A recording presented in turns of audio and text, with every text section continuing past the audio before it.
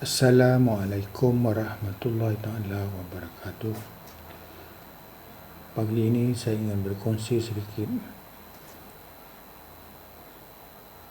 perkongsian pasal satu tajuk yang saya fikir tidak kurang pentingnya dalam kehidupan kita harian, iaitu pasal hak milik ataupun sering disebut sebagai ownership.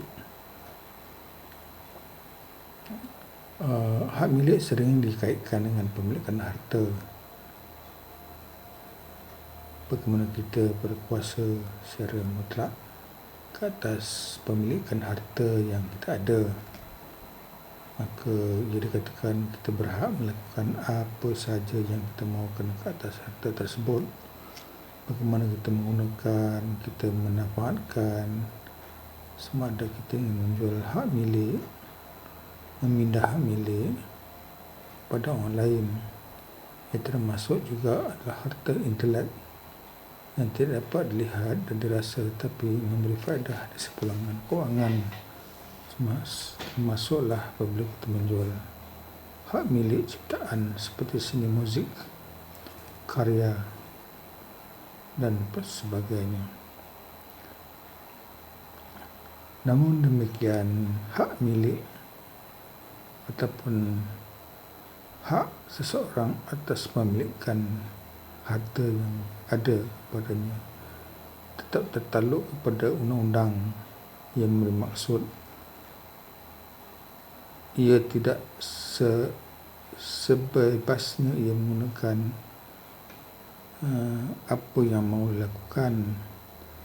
Ia tertakluk kepada prasyarat, sama ada ingin menjualnya, memindah milik bersiapa yang disuka.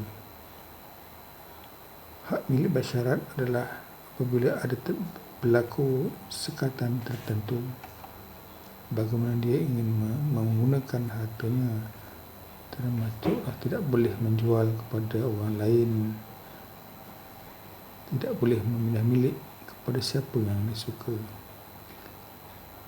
Tuan-tuan dan puan sekalian, kita maklum bagaimana hak milik tanah rezerv Melayu tidak dijualkan kepada bangsa-bangsa asing yang bukan Melayu, tapi banyak tanah rezerv telah dipindah milik, ditukar ganti dengan tanah-tanah yang lain atas nama nilai komersial yang ada pada tanah milik tersebut.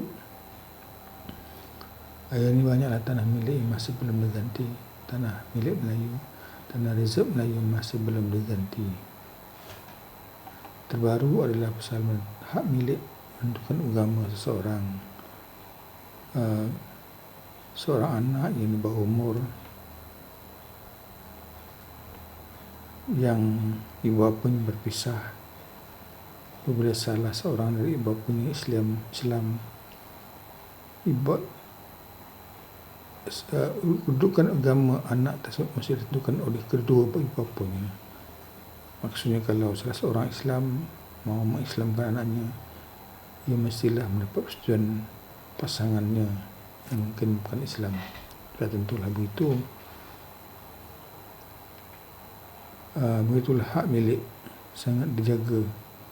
Hak milik agama pun hanya ditentukan oleh mahkamah, bukan anak itu sendiri. Walaupun selepas 18 tahun dia berhak untuk agamanya, tapi sebelum itu dia akan melalui indoktrinasi agama-agama lain yang mungkin sedikit sebanyak mempengaruhi cara hidupnya.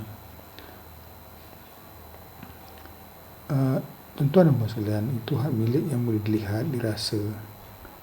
Bagaimana pula hak milik yang tidak dapat dirasa, tidak dapat dilihat, yang tidak ada magnitud dan skalanya, kecuali hak milik apa yang orang mahu, suka dan percaya. Misalnya hak milik melakukan apa yang disuka di dunia, di atas bumi ini, bercakap apa yang dipercaya. Saya yakin semua orang tahu semua ada hak itu yang dilindungi oleh undang, selagi dia tidak menyalahi undang juga. Atau lebih spesifik lagi, apakah hak yang dimiliki oleh seorang atas kuasa dan mandat yang ada pada dirinya? Bagaimana dia mengendalikan mandatnya? Adakah dia perlu setiap kali merujuk kepada seorang dalam melaksanakan apa yang ditugaskan, atau dia diberi hak untuk menentukan bagaimana caranya selagi tidak tersasar daripada misi dan visi yang ditetapkan atau tersasar yang menyalahi undang.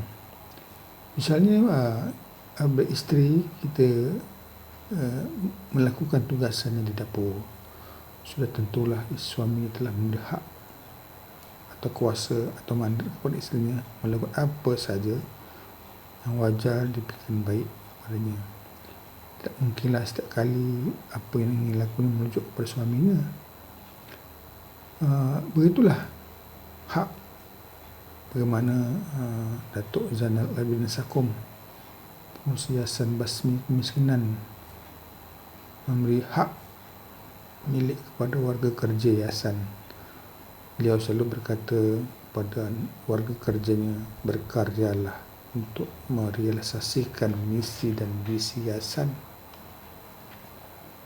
Ia memberi maksud sebenarnya adalah membina upaya hak milik warga kerja supaya sentiasa berkreatif, berinovatif dan memberi nilai tambah atas apa yang ingin dilakukan untuk merealisasikan matlamat yayasan. Begitulah bagaimana kita membina upaya hak milik seseorang. Tuan-tuan dan puan sekalian, membina hak milik seseorang atas apa yang dilakukan itu yang penting. Ia seperti memberi sesuatu mandat bagaimana ia melakukan dengan terbaik. Dengan sendirinya menyebabkan dia ada kepentingan dalam apa yang dilakukannya. Tanpa hak milik, maka ia akan melakukan secara yang tidak dipahamnya, tidak ada kesungguhannya, hanya dengan impian yang diciptanya ataupun sesuatu yang disukanya, maka ia dapat melaksanakan dengan bersungguh-sungguh. Bila kita memberi kuasa, ia seperti memberi hak milik mutlak, maka seharusnya lah sebaik mungkin kita tidak mencampuri secara langsung, tidak bagaimana dia mengendalikan mandat tersebut atau kuasa tersebut. Seperti seorang Perdana Menteri yang sentiasa dipertikaikan melakukan tugasnya sebagai menteri oleh bekas Perdana Menteri atau orang lain. Saya fikir bagaimana seorang Perdana Menteri melaksanakan tugasannya selagi tidak bersalah undang, itu hak miliknya, hak yang ada pada dirinya atau prerogatifnya. Jadi hak milik itu saya fikirkan di samping hak milik bersifat objektif yang dapat diukur, ada hak milik bersifat subjektif, iaitu melakukan sesuatu apa yang disuka, mahu dan percaya. Macam kita memberi hak kepada anak kita menentukan masa depannya. Sudah tentulah kita ingin anak mendengar kata kita. Ia hanya akan akur dengan apa yang dicarangkan selagi dia adalah apa yang dia suka, mahu dan percaya. Selainnya, dia seperti mahu melakukan yang tidak kita suka. Bagi saya, hak milik subjektif ini adalah kecerdasan emosi, iaitu kekuatan jiwa seseorang ingin melakukan apa yang dia suka, percaya dan mahukan. Inilah yang berlaku dalam proses coaching. Bagaimana kita mencungkil potensi seseorang melakukan apa yang dia suka, mahu dan percaya. Bukan melakukan apa yang orang lain suka, apa yang orang lain mahu dan apa orang lain percaya.